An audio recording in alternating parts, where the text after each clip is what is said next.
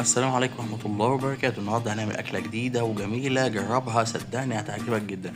هنعمل بطاطس بالسجق بالشكل التحفة اللي انت شايفه قدامك دوت، وتتقدم بقى مع الرز بالشعرية زي ما انت شايف كده. بصراحة هتبقى آخر الجمال. يلا بينا نشوف هنعمل ايه. أول حاجة جبنا كيلو ونص من البطاطس وقشرناها وقطعناها بالشكل الجميل دوت، وهننزل بيها في صينية مناسبة للكمية اللي معانا.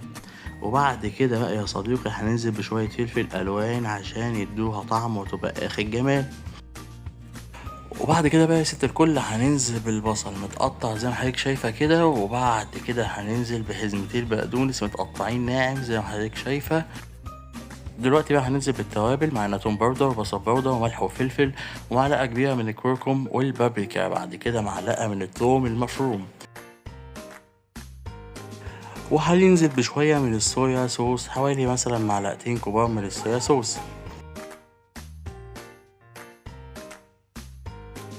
ومعلقتين كبار من الزيت، وهنقلب كله مع بعضه. ودلوقتي هنقلب كله مع بعضه كويس جدا عشان البطاطس اللي معانا تاخد من التوابل ومن الزيت ومن الصويا صوص اللي احنا حطيناها. هنقلب كله كويس جدا، وبعد كده بقى يا صديقي هيبقى من المنظر الجميل اللي انت شايفه قدامك. احنا لسه كده ما نزلناش بالطماطم ولا بالسجق. يلا بينا نشوف هنعمل ايه.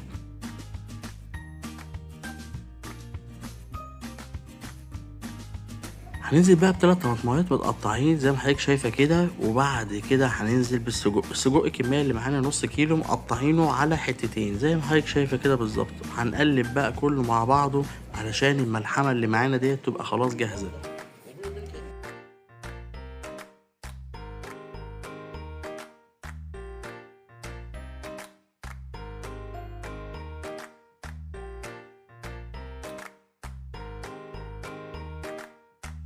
ودلوقتي بقى هنروق على الصينية اللي معانا بشوية كاتشب مولعين كده، هيدوهم طعم جميل جدا. طبعا الموضوع دوت اختياري، لو حضرتك مش حابة مفيش أي مشكلة.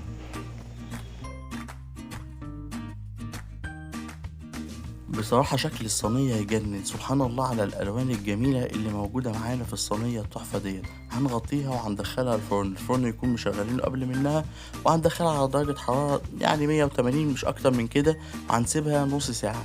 نص ساعة بالظبط وهتطلع معاك بالشكل التحفة اللي انت شايفه دوت. لسه طالعة من الفرن حالا. وبص البطاطس معانا والسجق مستويين جدا.